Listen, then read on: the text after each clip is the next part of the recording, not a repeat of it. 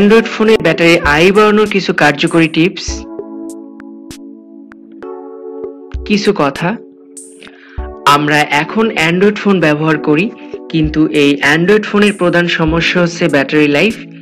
এই কারণেই আমরা অনেকেই অ্যান্ড্রয়েড ফোনের সাথে নর্মাল ফোন ব্যবহার করে থাকি। আজকে আপনাদের জন্য আমি এমন কিছু টিপস নিয়ে আসলাম যা ফলো করলে আপনি আপনার ফোনে ব্যাটারি লাইফ 30% পর্যন্ত বাড়াতে পারবেন, গ্যারান্টি দিলাম।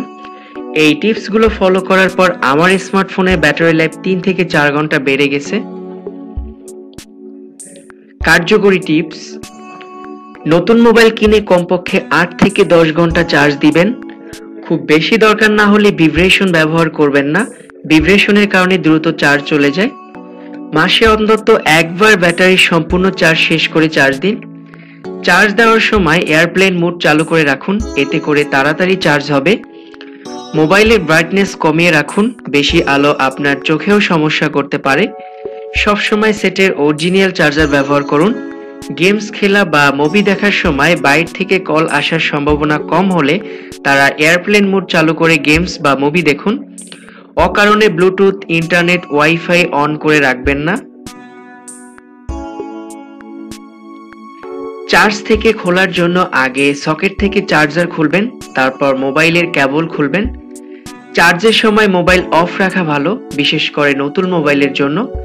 ব্যাটারির আয়ু 15 থেকে 30% চার্জ থাকলে চার্জ দিবেন, এর আগেও না আবার পরেও না।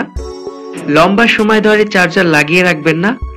আমরা অনেকেই রাতে ঘুমানোর সময় চার্জে দিয়ে ঘুমাই, এতে করে ফুল চার্জ হওয়ার পরেও অনেকক্ষণ চার্জার কানেক্ট থাকে। এই অভ্যাস ত্যাগ করুন, না হলে ব্যাটারি ক্ষতি হবে।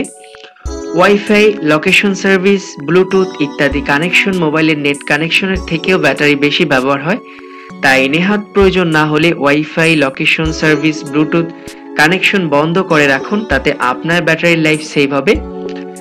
ওয়ালপেপার যদি অ্যানিমেটেড বা মোশন ওয়ারেন্টেড হয় তাহলে তা ডিসেবল করে রাখুন।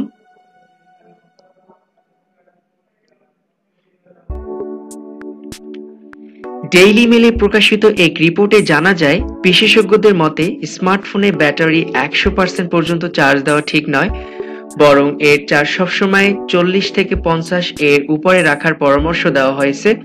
অর্থাৎ আপনার ফোনে ব্যাটারি চার্জের সবসময় 40 থেকে 80% মধ্যে রাখলে সেটাই তার পারফরমেন্সের জন্য সর্বোত্তম হবে। এমনকি ওয়্যারলেস চার্জিং এড়িয়ে যাওয়ার পরামর্শ দেওয়া হয়েছে এতে। লাইভ ওয়ালপেপার বা বিভিন্ন অপ্রয়োজনীয় সফটওয়্যার ইনস্টল থেকে বিরত রাখুন। মনে রাখবেন, যত কম সফটওয়্যার ইনস্টল থাকবে আপনার মোবাইলে, আপনার মোবাইল তত বেশি দ্রুততর হবে এবং ব্যাটারি খরচও কম হবে।